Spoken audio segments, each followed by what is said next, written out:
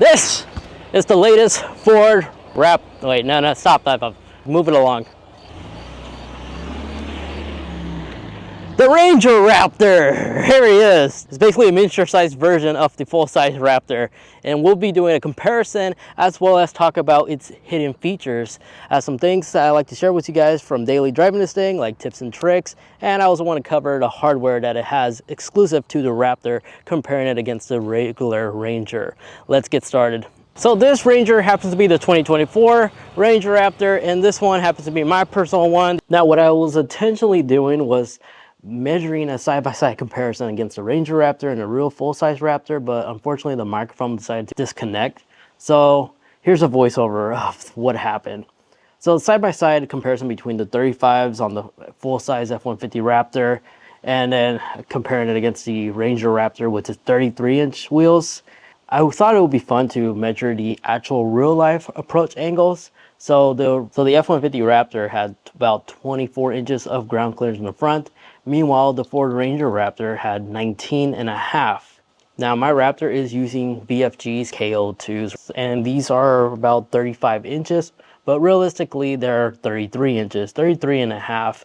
Meanwhile, the Ranger Raptor are equipped with 33s, but realistically, they were around 32 inches. This always shocks me that these wheels are rated to be like 35-inch wheels, but in real life, they're actually like less than that by a little. You could Google it if you don't believe me. That's usually common with BFG's KO2s or KO3 tires from my experience. Other brands are different, but with KO3s, even though they're advertised to be 35, real life, again, they're like 33.5. But moving along from the front to the rear, that's when we actually notice a massive length difference between the Ranger version and the full-size F-150 version, as there's a lot more bed space inside the cabinet, as well as bed-wise, it looks like as well. I also measured both of these, but I have noticed the hitch on the Ranger Raptor is much higher than it is on the F-150 Raptor, which I kind of like because the ground clearance back here is much more significantly increased compared to the full-size F-150 Raptor. So in the back, the Ranger Raptor actually was 35 inches. Meanwhile, the full-size F-150 was 19.8 inches of ground clearance. Now, real life though, the numbers for the 2017 F-150 Raptor is about 11.5 inches of ground clearance, where with the Ranger Raptor, you're looking at about 10.7 inches. So yeah, that's a real life comparison between this size and the full size. And now we are back in the garage. Now, I don't have the window sticker of this car, but I do want to go ahead and build one right now. But from my understanding, the MSRP price is $55,000, and when you compare it against like a Tacoma, like the latest generation, this is actually cheaper. It's also around the same ballpark as like the Colorado as well. And in comparing it with the regular Ranger and the Raptor version of that Ranger, from my understanding, it's only 3 inches wider. And it actually looks like a Ranger just Kirby swallowed an F-150 Raptor, like the one I was showing you earlier. So I'm gonna go hop on Ford's website right now, and let's see how much it will cost to build this one. So we are gonna go ahead and go and build trucks Ranger, starting at $32,000, that's not bad. And we're gonna go down and select the Raptor, $55,470. That's not terrible. Although from my understanding, there are dealerships doing markups, and I've been seeing them going close to 70s to 80s. I still don't know who pays markup. I do not recommend paying markup. If the MSRP price is worth a certain amount, that should be the price you'll be paying for it. Start build. So Super Crew, we're gonna select Oxford White, like this one is. Only one engine option, which is the 3.0 liter EcoBoost twin turbo engine, which includes obviously 4x4, which obviously includes 4x4. The front and rear axles are lockable as well. And in terms of options, that's aside from choosing the optional beadlock wheels, the Raptor decal, the bed liner. Actually, ours doesn't have this decal. I'm gonna take this off. There's not that many options. So this one, the current build and everything is just under $60,000, $58,905. That is a good deal for one of these. Moving into the front, you do have a steel bumper, steel skid plates underneath with recovery hooks. Wait, this is plastic. But the plates underneath, okay, so this silver trim piece is actually plastic, but this is steel. And this is steel underneath. And you don't have markers here, but they did create like custom slot right here. They could decide to add aftermarket amber lights if you like to. The reason why Ford decided not to add amber lights to this is to make it globally compliant, because they easily could have. The requirement here in the States, I believe, is if your vehicle is wider than 80 inches, you have to have amber markers on your truck or large size vehicle. And let me get the width dimensions exactly. So this is 79.8 inches. Literally, if Ford wanted to, they could have just literally added this much more to make it amber required, but they decided not to. But they gave us the capability to add aftermarkets, as there's already pre-made slots right here for guidance, which is why our DRLs are regular, just DRLs. They're not the amber ones. But I do want to comment on these performance LED headlights. These things are really cool. They actually have swivel, and when you start up the car at night, it does like a cool little dance. Here's how that looks like. Now these running boards, step guards, whatever you like to call these things are not really necessary, but they do play a crucial role when off-roading or just highway driving. So I always like to warn people, do not remove these, because unless you have mud flaps already installed, once you take this off, all the rocks on the highway will over time damage your body. This actually adds as a nice protection, not just for off-roading, but also on-roading. But when you're using it as like a stepper to get in the car, it's kind of unnecessary. I usually just bypass this just to get inside the vehicle. All my passengers do the exact same thing. Now, I do have a spare 35-inch wheels that came out of my F-150 Raptors, and here's the 35s, comparing it with the Ranger Raptor. Now, Ford Performance did also mention that the Ranger Raptor can fit 35s comfortably with minor modifications like a leveling kit, so it is possible to fit 35s onto this. But as a comparison, this is the 18-inch B-Lock wheels from Ford, the first generation, and this is the 17-inch with those B-Lock options.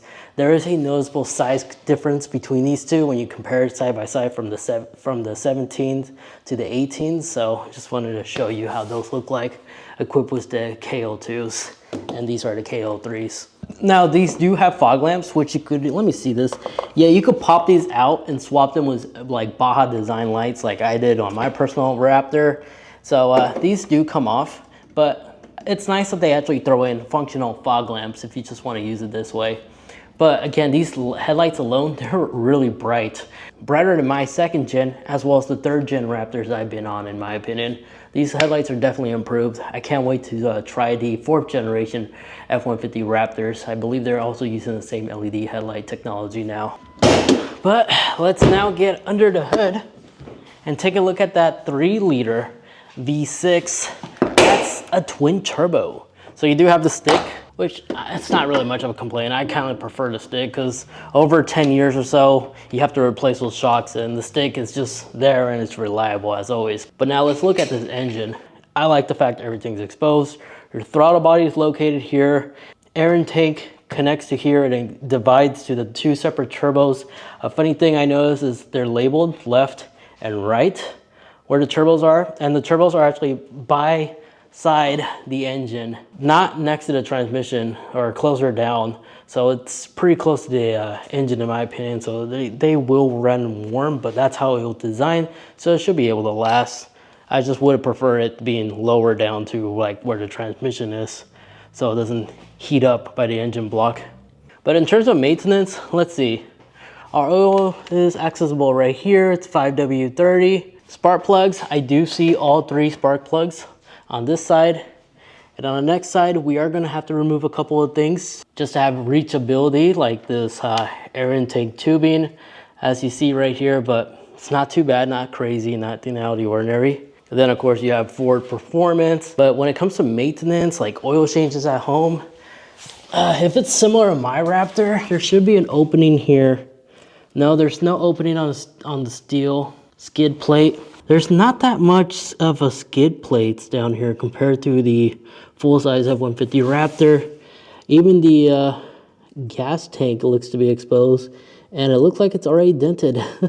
That's funny. These shocks are live valved, it looks like. There's a little sensor over here, it controls the pressure.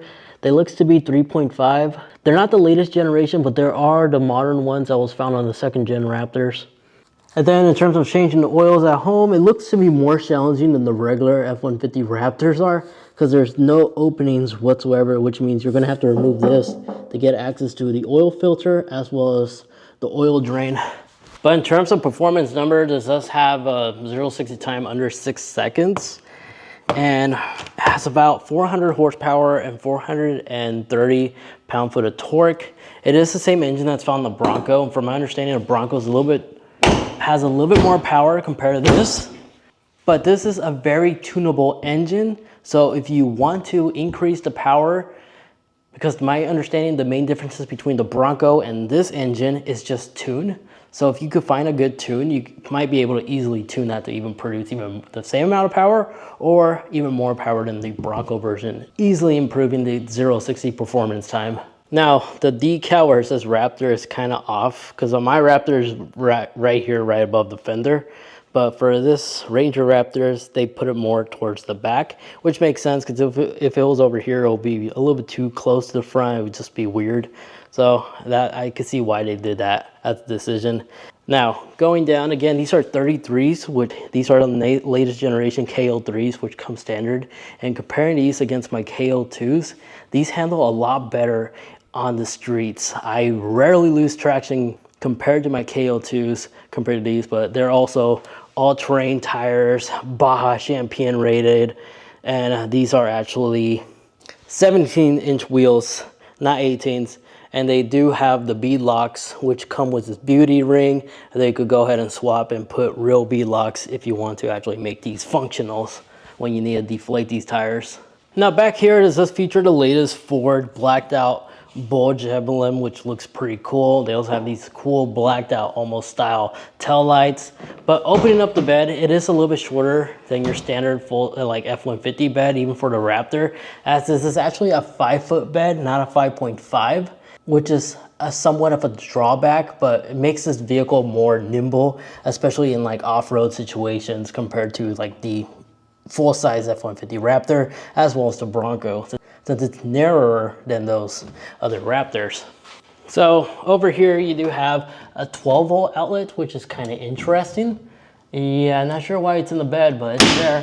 And then you have an actual household outlet, as there is a power inverter inside the bed back here. But everything is basically, aside from that, everything is standard F-150. You got your hooks right there, always have access to things. You do have bed lighting right there, a little light port right there illuminates, which is activated inside the vehicle. Unfortunately, automatic sliding glass door, that little small glass door does slide. And then you have code orange, not red, code orange little cable ties right here, or cable hooks, I don't know the name for these things right here, which I think is kind of cool and interesting. Tape measure right here, your cup holder, a little clamp. So if you're doing work right here off your bed, you can totally tie things down to it. Unfortunately, it's not an automatic tailgate, so you have to manually close it that way, but I personally prefer this. Less things to worry about breaking over time, which is why you don't have a tailgate release button right below here. Now there is a hitch, and the hitch is probably the reason why this truck has a better ground clearance capacity compared to other Raptors, as it's noticeably much higher. And I think it's pretty cool for that reason. Your tailpipes, unfortunately, they're not blacked out like the original F-150 Raptors are. They're this chrome finish, which isn't too bad. I think it's a nice choice because it prevents rust from happening, so you don't have to paint it. And your recovery hooks are right here and available, and they're really sturdy. But of course, your connector ports are located right here. And the towing capacity for this Ranger is 2,000 pounds less than the actual full-size F-150 Raptor. So this is 550 pounds they could tow, unfortunately. That's the only drawback to it. But the good news about it is the frame, unlike the standard Ranger, it's specifically modified for the Raptor abuse. So it's not sharing the same frame, so you're less likely to experience this when you're jumping this thing. And then down here, yes, you do have a full spare with the same tread tire, as these are also KO3s. Unfortunately, they're not the B-lock rim though. This is definitely your spare. In terms of fuel capacity, this only holds 20 gallons, 20.3 to be exact, and it does not require you to use premium fueling, but it is advised from Ford Performance team to use premium fuel if possible to really give you the highest performance number from that 3-liter V6.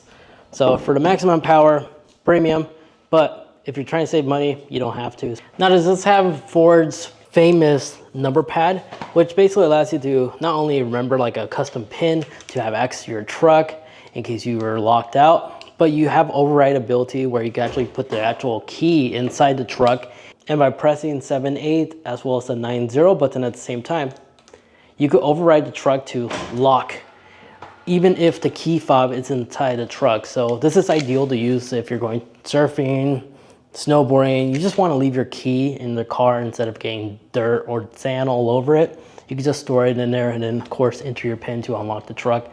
I like the fact that it has that override ability, and these are indeed smart door handles, of course.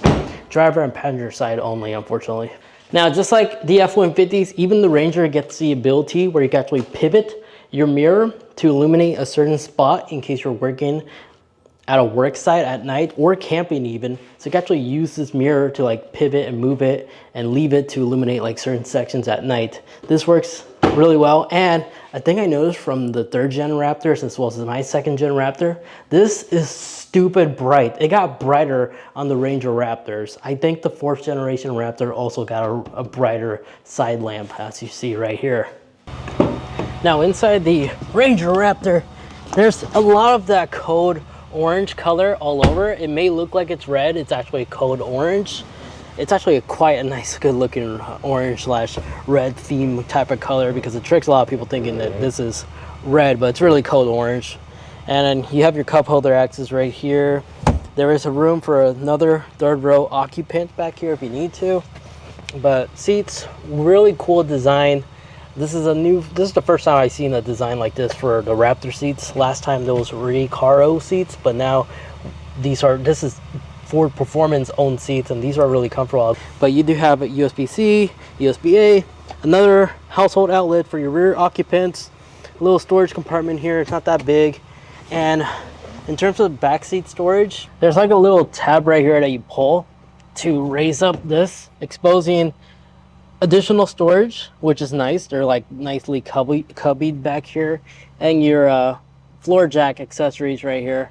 But that's basically it. Of course, these fold down. You pull this to have access to your floor jack right here, as well as your little subwoofer and amplifier location right here. But that's basically it when it comes to storage. And for headspace, I almost forgot to mention that.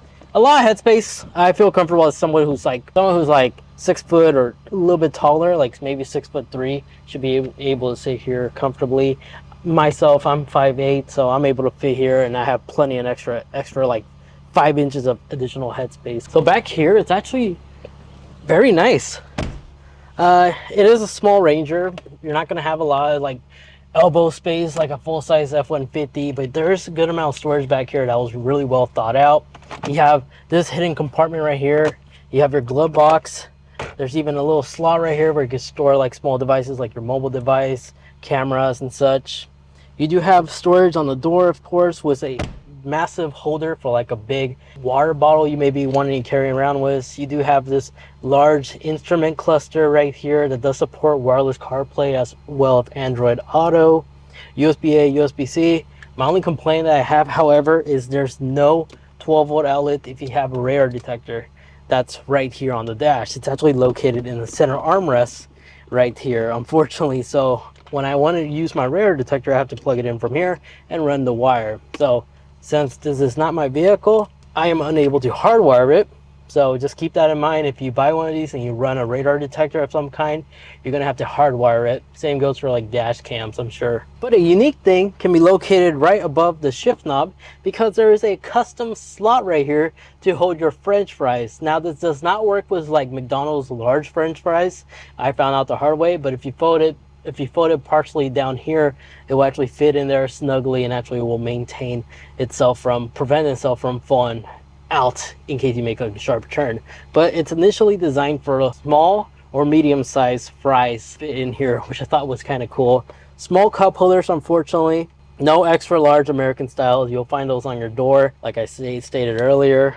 There is ambient lighting, no RGB unfortunately. It's like this neutral skin tone, almost ambient lighting, which isn't bad. I actually do like it. It's all customizable in the instrument cluster. But again, you have that code orange theme highlighted in the air vents, which the air vents actually follow the grille pattern of the front end of the Ford grille, which is kind of cool for this Raptor. And then of course you have your exclusive Raptor steering wheel with that code orange red stripe on top. Paddle shifters are real paddle shifters, not the ones that stick on the column unfortunately. They are really nice to touch. And then of course, just like every Raptor, you do have auxiliary switches located on top. This one can actually hold up to 6 auxiliary switches. Sunglasses storage right here. Standard rearview mirror, auto damping of course, and standard sun visors.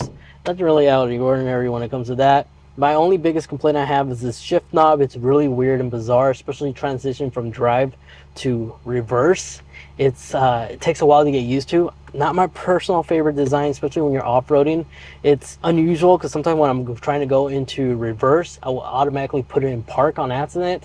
It's odd. Once you drive it and experience this, you're going to see what I mean. But it does have a manual button right here you can press to activate your paddle shifters, or you can just tap once on the paddle shifter himself and it'll automatically switch to manual regardless on the mode you're in. But both the driver and passenger side do have automatic mirrors. Only memory seats on the driver's side, unfortunately. Oh, and then the sound system is BMOs, and they sound pretty good for this small cabinet. Now, even though I don't like the shifter, just like the third generation and newer F-150s, the shift knob, if you open up your door, it will automatically put itself from drive to park, as well as if you turn off your car, it will automatically go to park, automatically, kind of like a ghost. But behind the wheels, basically, before I talk about the dash, let's talk about the buttons right here.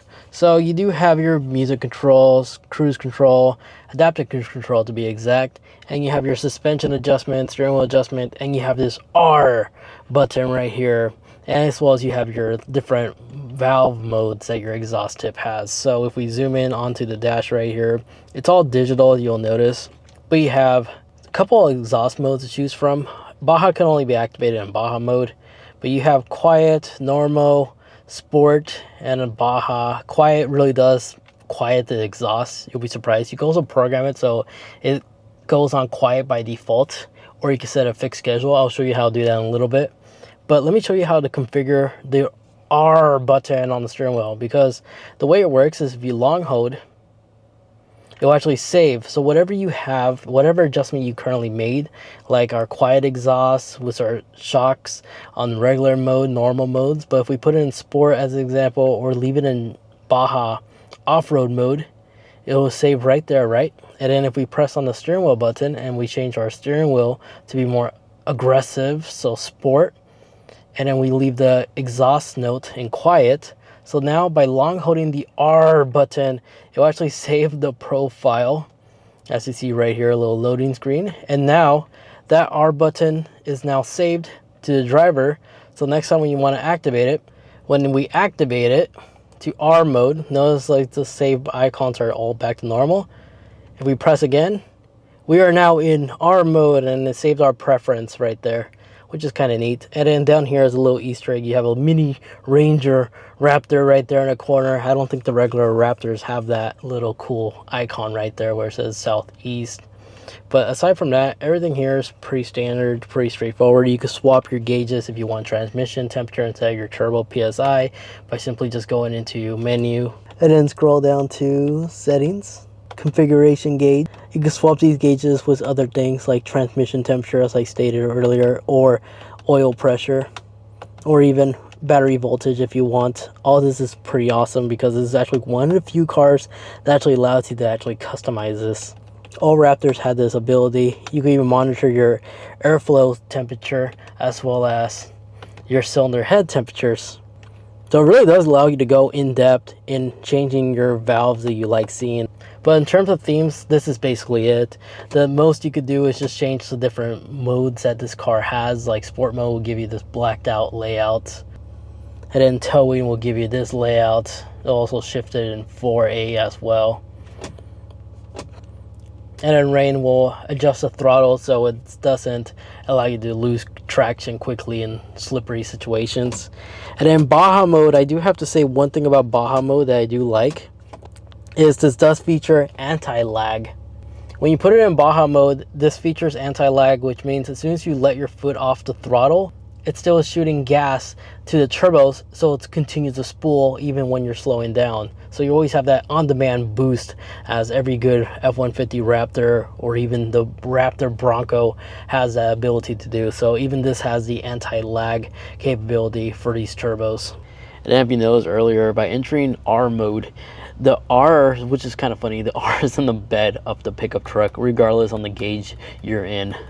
Now this orange shift indicator can be enabled in the settings, and where it says performance shift indicator, go in here and you can either enable sound or disable it from here if you don't want it entirely, but I like it. So on the shift point, here's where you have to adjust the RPMs to the exact RPM you like to see this at, and as you see, it does it all in real time. So that's how you could customize this. Now in terms of UI abilities, basically it's really simple. The quick rundown is, you saw earlier, the control center, you go in vehicle, and then just go ahead and tap on quiet start to do that. Quiet start timer, you have that freedom to do that. But in the general tab, this is where you want to go in if you like to adjust the ambient lighting. Well, you'll find it right here where it says ambient lighting. You can adjust the brightness, but that's basically it when it comes to controls. Unfortunately, it's not RGB. Again, it's just that normal single tone light that it has. But something that I do recommend at least being aware of is the auto folding mirrors when you lock your vehicle. If you wish to enable this, you'll find it in the vehicle settings, and then just go into mirrors, and where it says auto fold, enable this. Now when you lock the vehicle, you can not only rely on the honk feedback, but you can just view the mirrors of your vehicle to make sure it's locked or unlocked, as well as make it harder for somebody to accidentally hit your mirror when they walk by. And then lighting zone, again, you'll be able to simply find it right here in the lighting zone tab and enable it. And you can select the corners that you like it to be enabled on. So if you just want the driver's side to illuminate, just tap on the display right here. Or you can do all zones. You can also control this on the app as well. But in terms of everything else is pretty much self-explanatory. My only tip again would be just enable the auto folding mirrors, and just being aware of that the ambient brightness can be located right here, as the vehicle does control wireless like updates over the Wi-Fi, as well as you can pair your Amazon Alexa to this car as well. And your 360 camera, if you want to see it, it is a full 360 high resolution 360 camera found on other Raptors. You can also tap here to view different viewing angles as you're driving. And then again, if you tap that Baja mode button right here, you can also run the cameras as you're driving as well. So if you have a spotter or somebody, you can monitor the vehicle as you're driving. Even has this tow hitch point of view as well if you're attaching. And of course you have your PSI information. And on this portion of the screen, you can also lock your front and rear differentials. Of course, your climate control is partially a hybrid system, because again, you could enable the fan, heated seats, heated steering wheel, but no ventilation, unfortunately. That's a con to this truck, I noticed. It does not feature none of that. And even the fan speed in its lowest setting feels like it's pretty quick.